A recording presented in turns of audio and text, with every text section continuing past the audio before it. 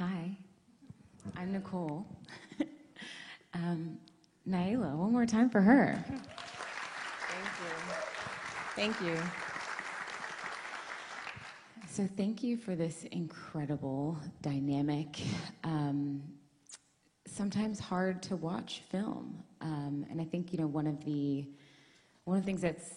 moments in this film that really stood out to me is when Michelle Blocker says, if you think about it too long, you'll cry. Mm-hmm. And in many ways, we spend a lot of time thinking about what was lost in this film. And the people that you spoke to also spend a lot of time thinking about and meditating on how it's affected and informed their lives. Mm-hmm. And I'm curious to hear if that is a reflection of the intentions or how you set out to make this, or something else. Well, the truth about the Tulsa Race Massacre is that for many generations, the families, the descendants of those who survived, the descendants of those who did not survive, were not given the space to tell their stories. So what we wanted to do with this film is really give them the opportunity to reclaim their narrative. And I really let the families lead as far as the stories that we wanted to tell, what's left on screen, what we wanted to confront. And so you're right, there are some really uncomfortable moments, but these are moments that the family really wanted to confront, because what was going on in Tulsa for the last 100 years is that the story wasn't told in schools, and it wasn't taught in families either. From the Blockers and the Crenshaw family, who are featured in the film, they just talk about the unwillingness to share the story because of fear. For one, they talk about the unwillingness to share the story because they didn't want it to happen again. And they also talk about how white Tulsans took the story and watered it down to the point where it was called a race riot, right? And not a massacre. And so we really just, again, wanted to hold space for the families, allow the descendants to reclaim their story. And for me, coming out of it, although they were put in positions where they had to have conversations about really hard truths, they told me that they felt like this was the first step towards healing. So that was very satisfying because, it's hard. There are points that are hard to watch, but if you know that in order to confront a hard truth, but healing is on the other side of that, then I think it's worth it. And so I think for these families, it was a worth it process, and it allowed them to move forward in many ways.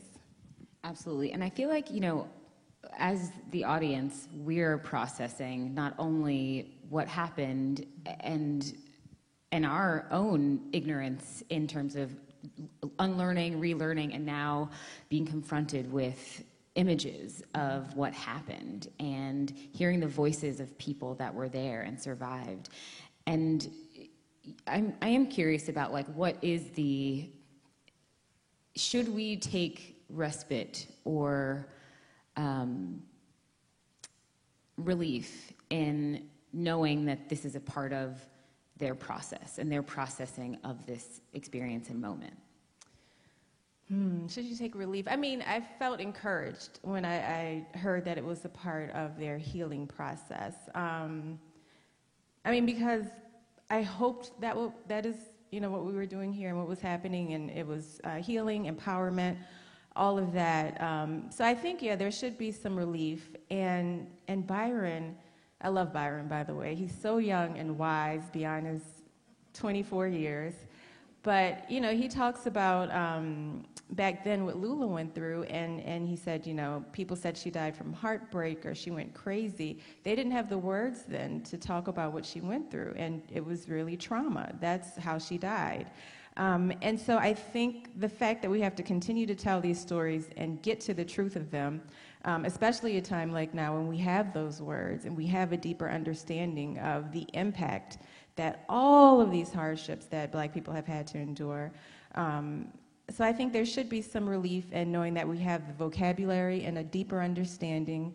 You just have to kind of do what we always do and move forward. I very much have an issue with Black people and resilience and all that stuff. I feel like it's too heavy of a burden for us.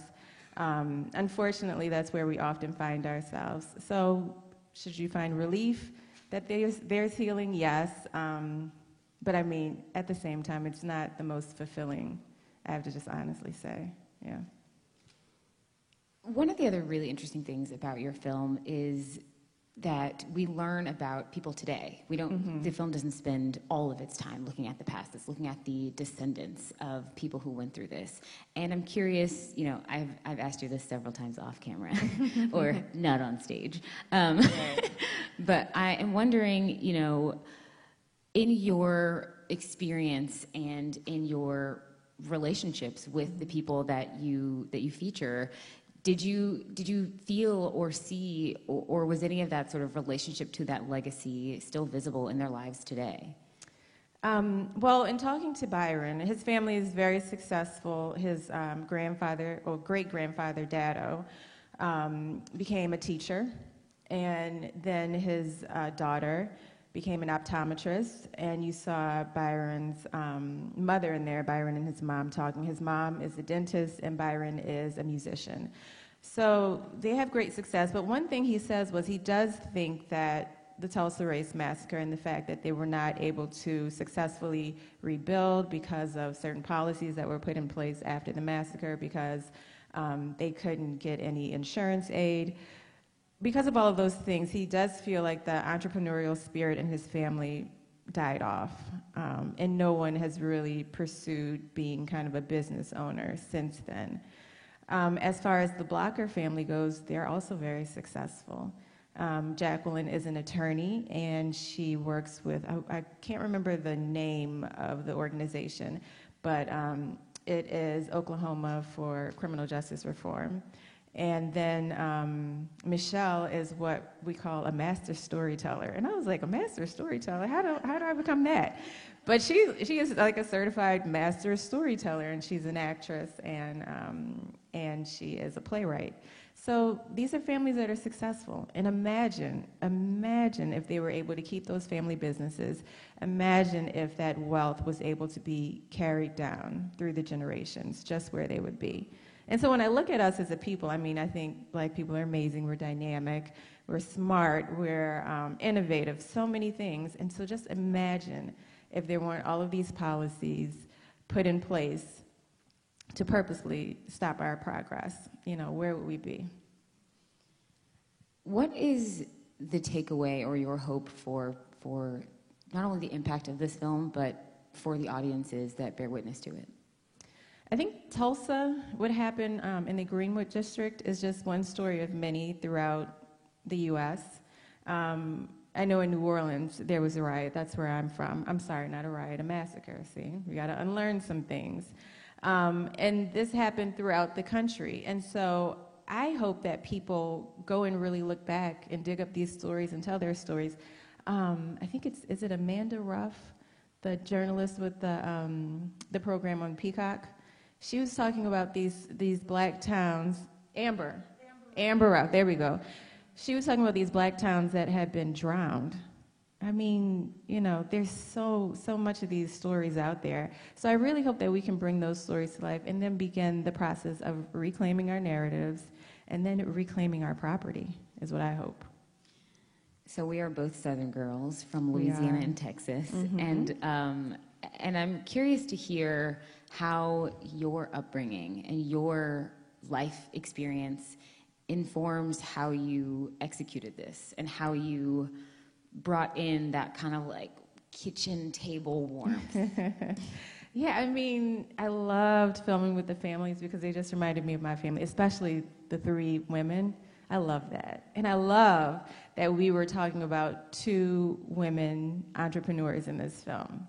But I mean, just being a Southern woman from New Orleans, a Black city where Black leadership, Black entrepreneurialism, I mean, those are things that I grew up with. So a story like Greenwood was not far from something that I saw. Now, I mean, we weren't the wealthiest place, but I could see it, right?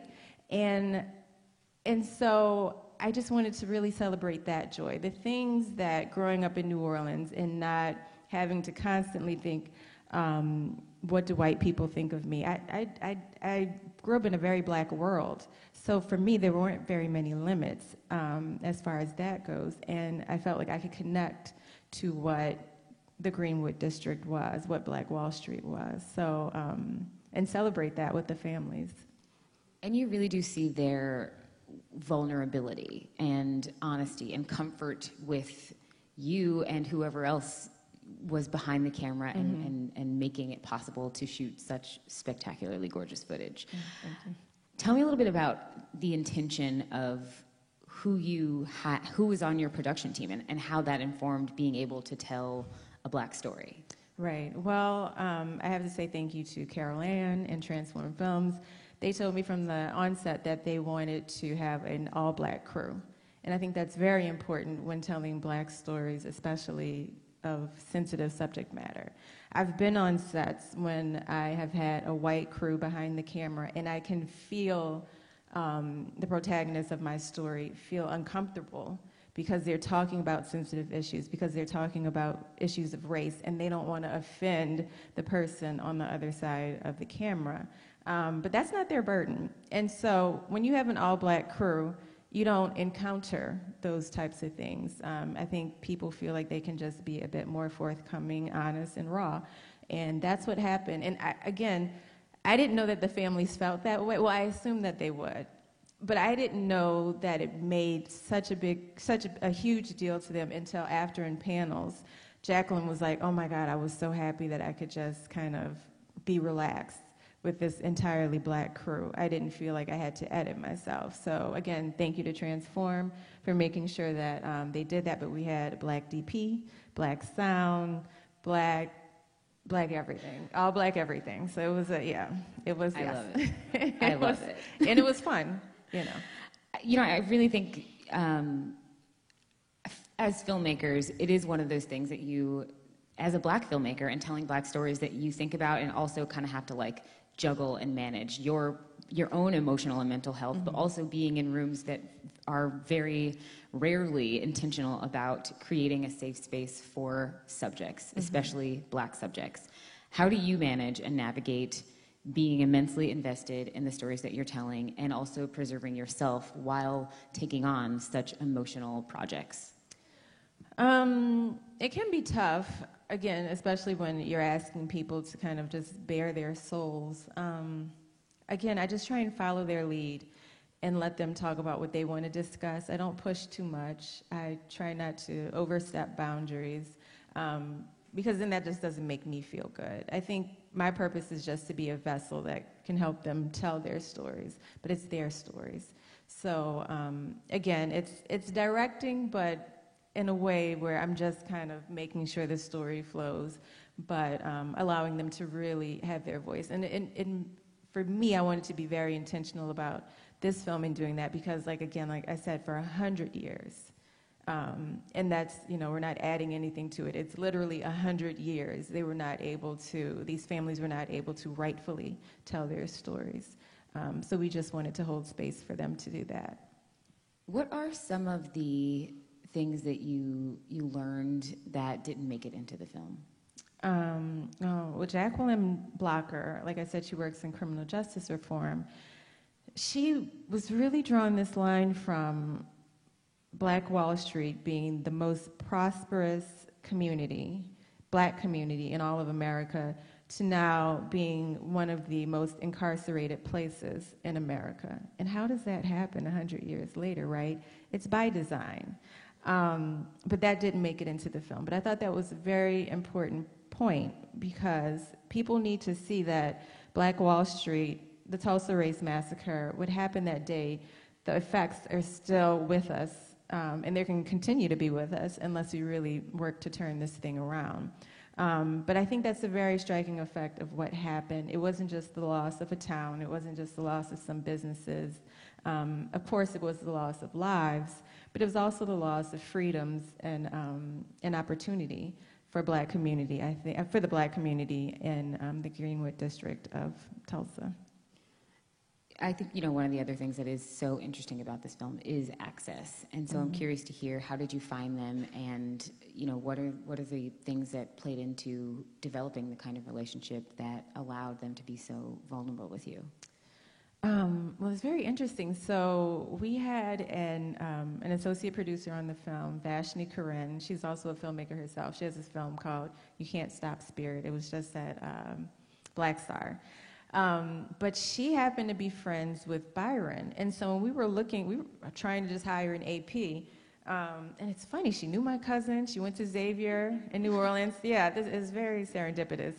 But she was like, yo, I have a friend whose great-grand-aunt was a baby born just after the Tulsa Race Massacre. And I was like, what? And so she was like, I actually just shot something with him. He was just talking. It was very loose, very casual. She was like, do you want to see it? Maybe you want to interview him. And so I saw it, and I was like, oh, my God, yes. And for me, it was important to have someone like Byron, because when we tell these, talk about these historical events, we very seldom have young voices. And I feel like we needed his perspective, especially when looking forward. And he talks about what would a Greenwood 3.0 look like now. His take is very different, I think. It's different from like trying to regain what we had, but it's okay, we can get that back, but we need to make sure that every Black person can buy in, not just all of us. And it's more than just money. It's about community, love, lifting us all up. That's how Byron came into the film. And then Reverend Turner, who you see in the film, introduced me to the Blocker family. And I was like, we need a family that's not in all of these other, Tulsa films, because so many came out, and they were all important. We needed to see them all, but I wanted us to have a unique voice. And so he said, well, I know one family, they haven't told their story, and their story is unique because they rebuilt after the massacre, but then they were unable to keep their property because of what happened between that time from 1921 to the 70s, 80s, when red zoning, redlining, these communities that lived on Greenwood Avenue and had those businesses, that they were pushed out, and it just became a residential community and no longer a commercial area. Byron makes it very clear that he has expectations of accountability in some capacity. Can you just tell us a little bit more about why, and just a little bit more about, like, yeah, I'm just curious to hear, as everybody's talking about reparations, how he visualizes that, and if you can just build a little bit more on that. I feel like we learned some and got a glimpse of his expectations, and in many ways a reflection of many people's expectations, but where they kind of fit into our world right now. So at the end of the film, Dado talks about what happened the day of the massacre and how he was, I don't want to say arrested, but he was stopped by a mob. And they're marching him down Greenwood, and he sees someone come out, and they have his mother's fur coat, right? He says it's a very expensive fur coat. So when I was talking to Byron, he was like, yeah, I mean, there are people who live in this community who still have pieces of furniture, pieces of clothing, all of these articles from these Black homes that were burned down. They went in and looted and then went back and burned them down. So he said, I want those people to stand up and say, my grandfather, my great-great-grandfather did this. So I think for Byron, it's about those people standing up and saying, and it's not even to the point where I need you to give it back, but I need you to acknowledge that a wrong was done. And again, Byron went to Booker T. Washington High School, historically Black high school in Tulsa, and he said, I was never taught this, that they didn't teach it. So for him, I think it's one about the community confronting the truth, telling the truth, and again, making space for these descendants and survivors, because there are still survivors who are with us, to really reclaim their story. And then I think from there, I'm sure he's supportive of reparations, but there's so much more than just the money aspect of it. I think it's for them, it's acknowledging, because if you don't acknowledge what you did to me, How can we heal? How can we really reconcile? How can we move forward and know that something like this couldn't happen again? There are noticeable moments where no one is talking, where you give space and breath to the film. Why did you do that? I just think it's important. This was a film, this family was really thinking about what happened. They were able, again, I wanted to give space for them to really meditate on what happened and talk truthfully and freely and emotionally about what happened. And I wanted people to hear them. So sometimes you need a breath to just sit in what they said and absorb it. Because, like I said, they hadn't been given this platform before. But this film is really a meditation on loss, but it's also a meditation on what could be. It's a meditation on kind of hope for the future, and in many ways, and I know this is because it's not just on the joyful aspects of Black Wall Street, but I think it's also a meditation on the resilience of Black people, which I said, I don't know, but also the joy that we have and what we can create, and just how dynamic and successful and, I don't know, full of spirit we are. It's all of those things too. But I wanted people to just absorb it without too many words, without too many talking heads coming at you, but to just see it and really experience it and take it in. I'm not sure how much time do we have left?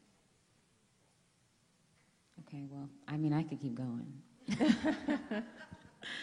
I'm curious to hear about the... What time? 10? Okay, perfect, thank you. I forgot what I was going to say. Well, I'm curious to hear about, the other projects that you are working on and how they, is there a theme to the kind of work that you do? It's funny, someone asked me that the other day. They were like, I feel like a lot of your work is about family, and I think it actually is. I'm working on another film. It's called Commuted. It's about a Black woman, Danielle Metz, from New Orleans, like me. And in 1993, she was sentenced to triple life plus 20 years for nonviolent drug offenses. She served 23 years, and in 2016, President Obama commuted her sentence, and she's been home since then. But we very much so look at the familial impacts of long-term incarceration. She had 2 small children at the time. They were 3 and 7 when she went away, and she comes back, and they're in their late 20s, early 30s. So that's a huge one. I made a film about oyster fishermen in Louisiana in the aftermath of the BP oil spill. And for me, again, that was about what happens to your culture, what happens to your family, what happens to how you see yourself if something that's been a part of your family for generations is taken away. And for them, it was oyster fishing because the waters and the harvest had been ruined after the oil spill. And then I'm working on some other things. But for me, I really think it's family. I guess that's really a testament to my family, right? We are close, so that's a blessing. And they couldn't be here. This is my first, I think, premiere. They haven't been here, but it was hard to get to Martha's Vineyard. I don't know. Thank y'all for coming out. Y'all made it, but they couldn't make it from New Orleans, unfortunately. And where can people find your work? Oh, Carol Ann, where can they find the work? We're working out some deals. Stay tuned. We'll let you know. Yeah, stay tuned.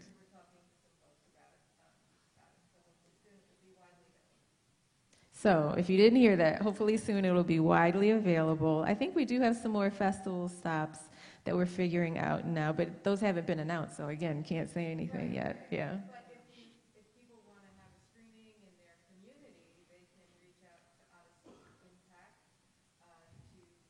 to arrange that. Okay. Okay, so community screenings are possible with if you reach out to Odyssey Impact. Yes. Speaking of impact, what is sort of your broader goal in terms of like visibility and shedding light? Obviously, there have been other films about Greenwood and about Tulsa, but this one takes a bit of a different approach. And so I'm curious to hear, what are your hopes for seeing this, or what kind of changes do you hope that this film will elicit or influence or play a role in? Well, I mean, as we know, there's a lot going on in the country, especially regarding the teaching of critical race theory. And in Oklahoma, a law was passed that it can't be taught in classrooms. It's happening in Texas and Georgia, throughout the country, which is very disheartening because, like I said, when Byron was growing up, when Michelle and Jacqueline were growing up, during Mildred's day, no one was teaching the truth about the Tulsa Race Massacre. And now here we are, 100 years later, there are so many documentaries out about the film. People are finally hearing the story, but kids, again, can't be taught about it in school, so what's gonna happen? I'm afraid it's gonna be lost again. So I hope that the impact of this film is that we have a piece of art that we can use to make the point that this story needs to get out there, this story needs to be told, not just in Oklahoma, but other cities as well. And then what happens when we keep those truths hidden? You have families that for generations, for like I said, 100 years, have not been able to start the process of healing. But once their story is told, once they're able to reclaim their narrative, finally the healing can begin and they can start to move toward feeling some type of wholeness. Well, I will give you time to meet with some of the people in the audience, but thank you, Naila Jefferson. This is incredible, incredible work, and it sounds like it's just the beginning. Thank you very much.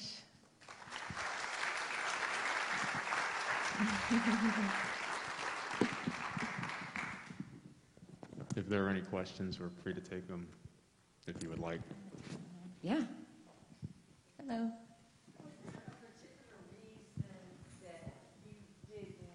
Show what sparked that massacre? You said, was there a particular Reason that you didn't show that? There's a story of the elevator and the young man who was in the elevator, and they say that he bumped into the white elevator operator, and then maybe she cried rape, and then the lynch mob goes down to lynch him. I didn't want people to think that was a good reason to start a race massacre. So that's really why. And I really think that I think that was a BS reason. I think white people were mad because of black progress.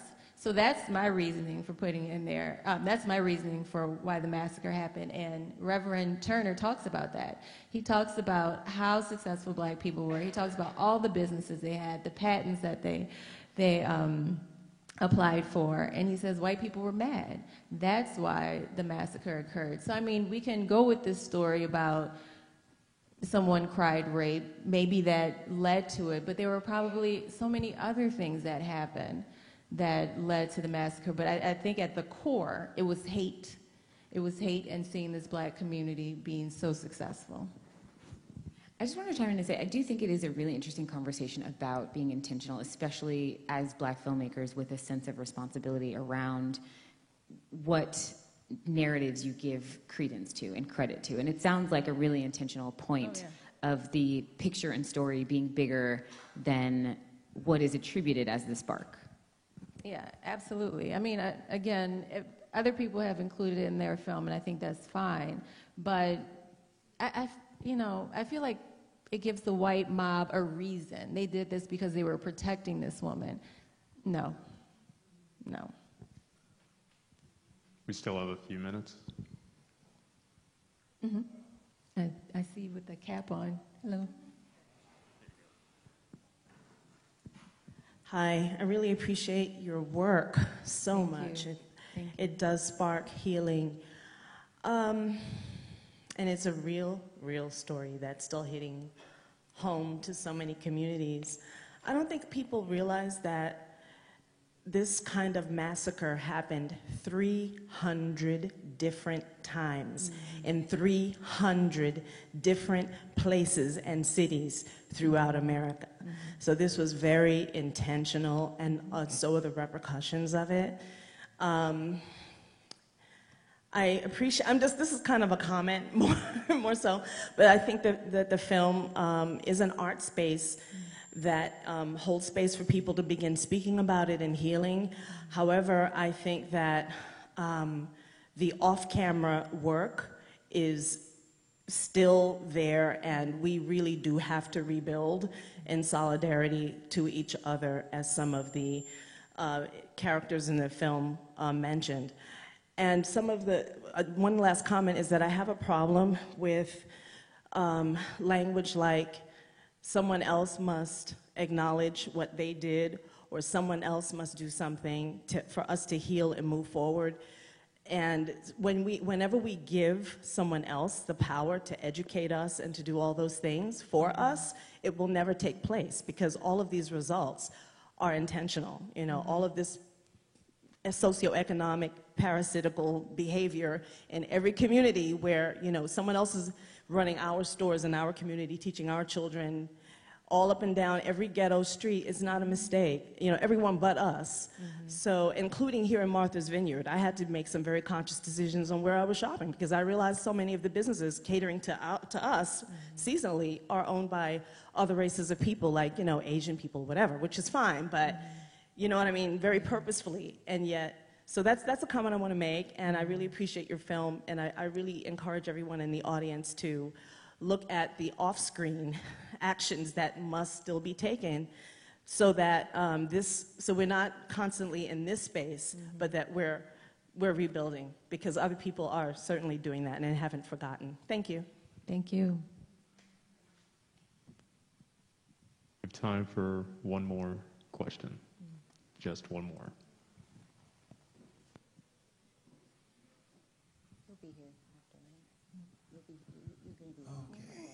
Thank you again for an excellent film. Thank you. I've seen a lot of documentaries, and I appreciate the humanness that you brought in. I appreciate your thought process in terms of what should be shared and what shouldn't be shared. Now, I could feel the passion of the Reverend with such intensity this past couple of years on this tragedy. Where is really Tulsa, or even the nation, in terms of real reparations for this? It's something you can't hide now.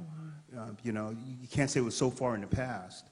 So just in terms of talking with people in the environment, where's that real, is there a real sense of reparations there?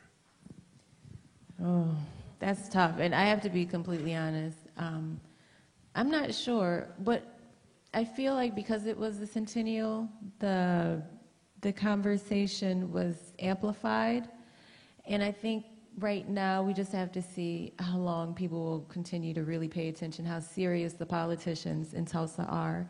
Because right now they're acting like maybe they're listening, but it could really only be because of the news coverage and because it was just the 100th anniversary. I can't honestly tell you that I know how much progress is being made in that regard.